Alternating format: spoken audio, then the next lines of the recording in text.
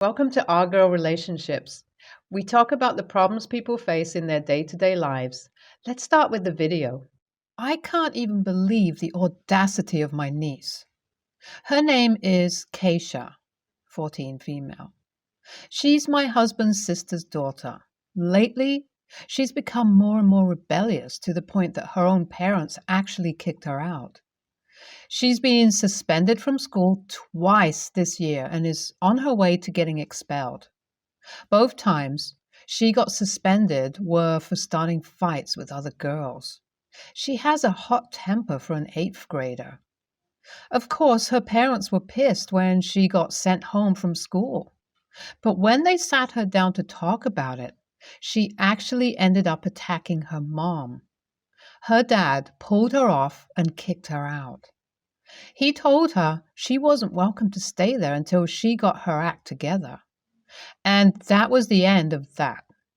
I think Keisha stayed at a friend's house that night, and then the next day she ended up on our doorstep. My husband and I both work from home, so we were both here when she showed up. At first, we were confused because we hadn't heard anything about her suspension and the fight with her parents yet. But of course, we let her in because she's family. She told us that her parents had kicked her out the day before for no reason at all. She said that her mother had gotten physical with her and that she was scared, so she came to us. Even as she was saying all this, we were skeptical. We knew Keisha had been on a bit of a mean streak lately, so my husband snuck away to call his sister and get the full story. Of course, she told him the whole truth. They said it broke their hearts to do it, but they genuinely didn't feel safe with her in the home anymore, so they kicked her out. And my brother in law said he was done letting her off easy for her behavior. If she was going to learn, she needed to learn the hard way. But my husband has always had a soft spot for his niece. He couldn't help but invite her to stay with us for the time being. We don't have any kids yet, so we have plenty of room for her to stay. I was nervous about the whole idea because I have no experience with children, let alone a violent one. But I agreed. It was better she stayed with us rather than some random friend until things cooled down between her and her parents. The first night was fine. She was on her best behavior, and we actually had a nice dinner all together. My husband and I were hoping that her entire stay with us would be like this. We thought maybe she just needed a break to think things through, and this would actually be good for her. But unfortunately, the peace didn't last long. The next day, we woke up and followed our usual routines while getting ready for work. We took our showers, played music in the kitchen while we made breakfast, and then headed into our home office by 8 a.m. to start our day. Keisha didn't come out of the guest room until about 11:30. We heard her shuffling around the kitchen and we came out to see if she wanted to join us for lunch. Just by looking at her, we could tell that wouldn't be the case. She looked rough and gave us a look that could kill when we walked into the room. I asked her how she slept, and she said, like shit. My husband yelled at her, telling her she wasn't allowed to speak to me like that. And she said maybe she'd be in a better mood if I wasn't so loud in the mornings. Apparently, she had heard me singing in the shower that morning and I had woken her up. She asked if we could keep it down in the mornings from now on. We were shocked. I'd never been spoken to by a guest like this before, especially a kid. She shut herself in her room for hours after that. We had to get back to work, but we were both worried about how this whole day was going to go. At about 7 p.m., she came out of her room. I had saved her a plate for dinner, so we assumed she was coming out to join us and eat. Instead, she slammed a piece of paper down on the counter and started heading for the front door. My husband asked where she was going, and she said, out with friends. He said there's no way she was going out by herself right now. God knows where with God knows whom. She's too young to be out by herself at night. I interrupted, asking her what the piece of paper she had set down was all about. It was a handwritten list, and I read it out loud.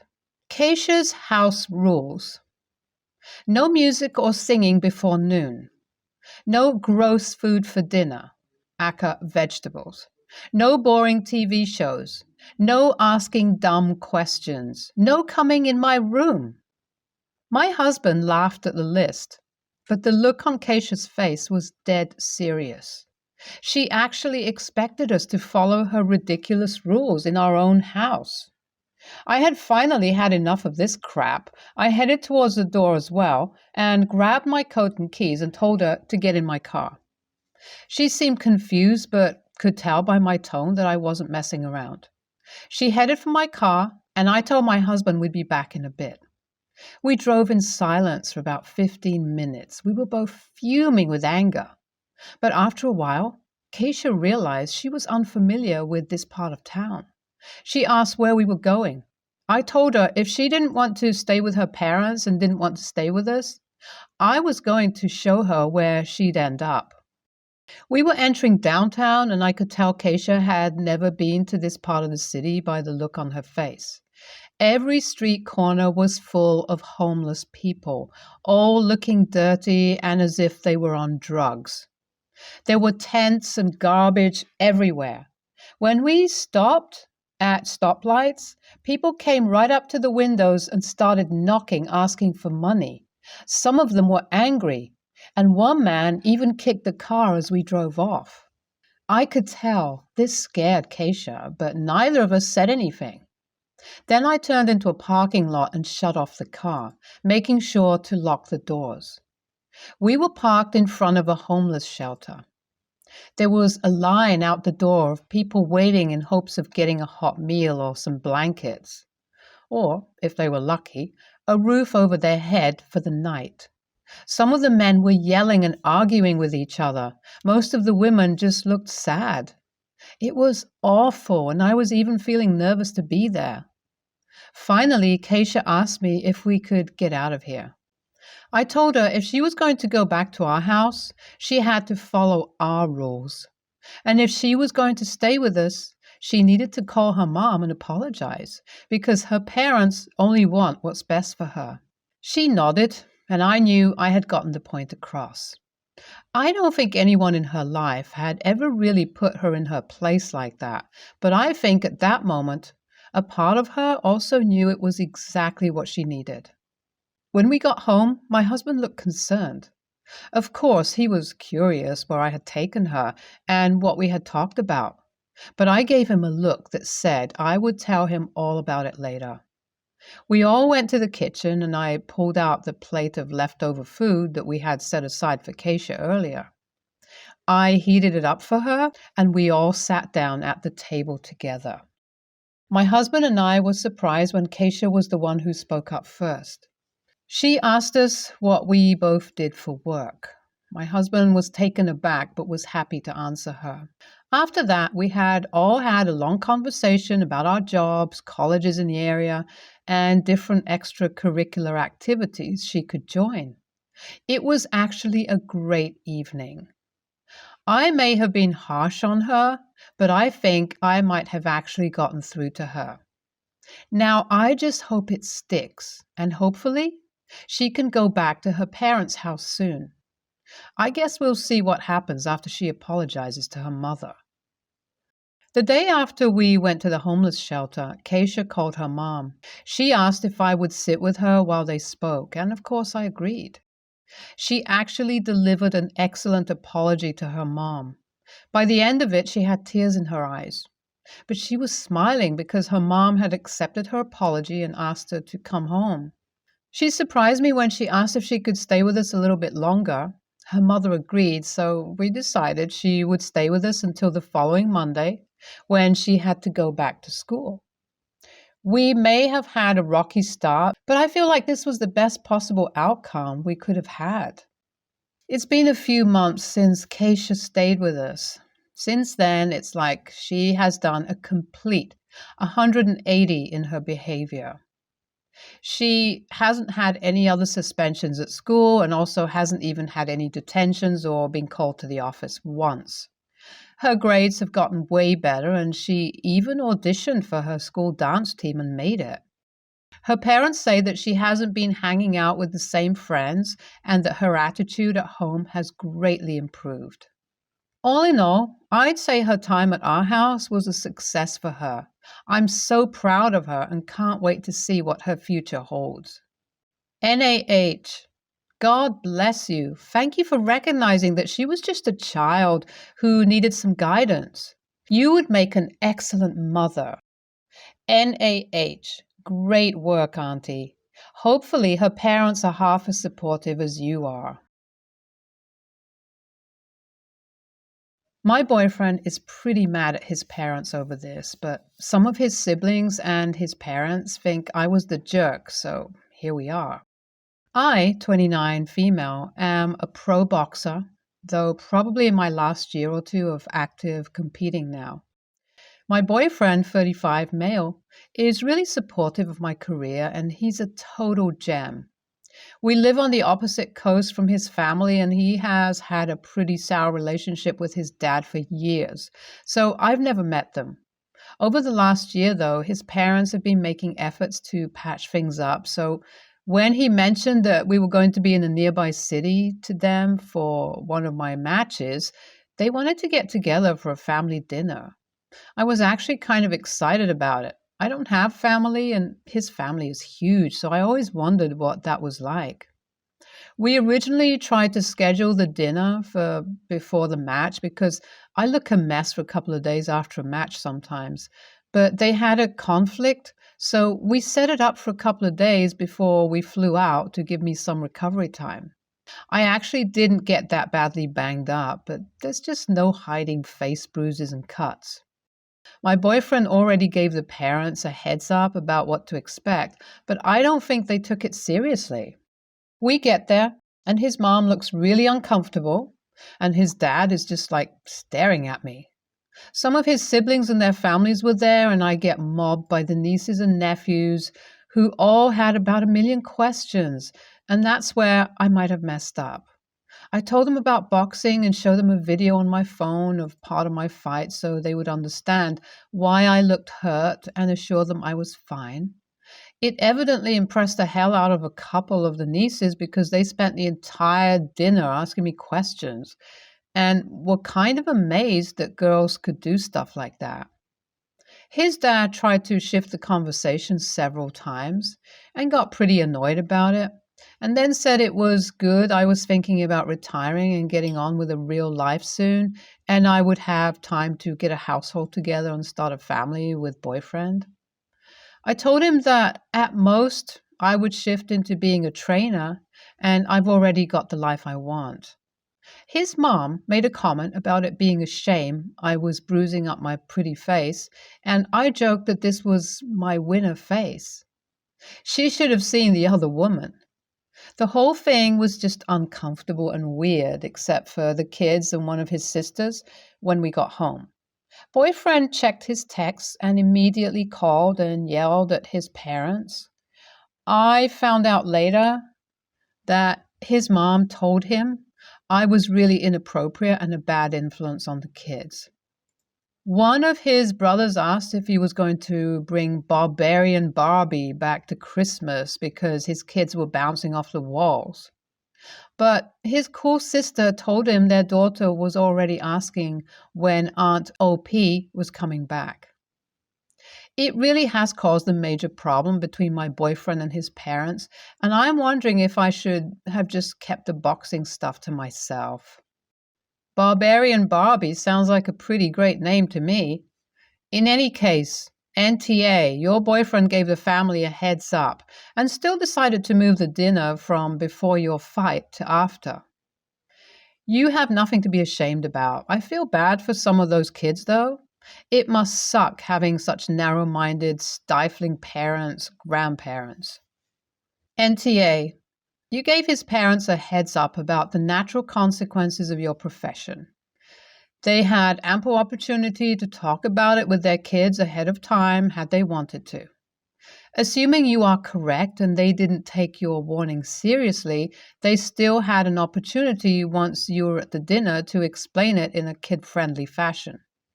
In the absence of explicit guidance from them, you did a very natural and reasonable thing. You gave a simple and straightforward explanation of your visible injuries, complete with video evidence of where they came from.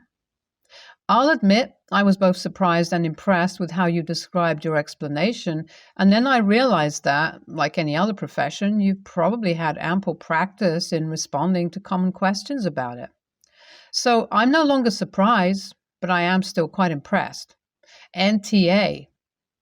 The funny thing is that the family is completely overreacting. While it is very cool that girls can be boxers, most girls, and most boys for that matter, don't really want to be, which means, like many other things, kids get excited about. Their excitement about this will fade. I'm 40, female, and my cousin, 36, male, married his wife, 35, female, 5 years ago. And in that time, she's been a welcomed member of our family. She's an academic and works as an assistant professor in a major city in the next state. Although she doesn't go to campus every day, she works from home the rest of the time. My husband, 42 male, and I stopped by their house a while for an unexpected visit and were shocked that their house was a bit unorganized. It wasn't horrible, but the floors could have been vacuumed and there were dirty dishes in the sink. My cousin's wife does most of the cleaning, but ever since she started her new job, she's had less time for it because she's always grading or teaching. My cousin doesn't clean much because his dad is very traditional about gender roles and didn't raise him to help his wife clean the house. My cousin's wife has done a good job in teaching him to do more around the house, but it's been a long process. When my cousin's wife had a birthday recently, my sister, 45, female, and I decided to buy her a Roomba to help her keep the house clean. My cousin had privately apologized to me after my last visit for the house not being as clean as it could have been, so my sister and I thought that the Roomba would be useful for her. Well, apparently it wasn't. She got upset at the implications that she was a bad housekeeper and that it was solely her responsibility to clean instead of encouraging our cousin to help her more often. The thing that angered me was that my cousin's wife donated the Roomba to Goodwill. If she didn't want the gift, she could have returned it to me so my sister and I could have gotten our money back. I don't think that I'm TA because she could use the help. But now my cousin tells me that my cousin's wife is still upset and won't come to family gatherings. The holidays are coming up and everyone will ask where she is when she doesn't show up. My cousin is mad because he'll be in the middle and forced to explain her absence diplomatically. AITA? Oh boy, YTA big time. First of all, with season changes, hectic jobs, and life in general, things sometimes have to temporarily fall to the wayside in order to juggle the greater priorities. You stop by for an unexpected visit and you're shocked that she was unprepared to receive visitors? I would understand concern if the house had piles and piles of stuff throughout, making it impossible to move and creating a health hazard. But dishes in the sink and unvacuumed, unswept floors are nothing. That's just normal, everyday life mess. Cousin's wife also said she works from home. What do you think that means? That means she's just sitting around, twiddling her thumbs, waiting for something to do while collecting a paycheck? Second, you say that your cousin's father taught him traditional gender norms, but it seems like your parents taught you the same.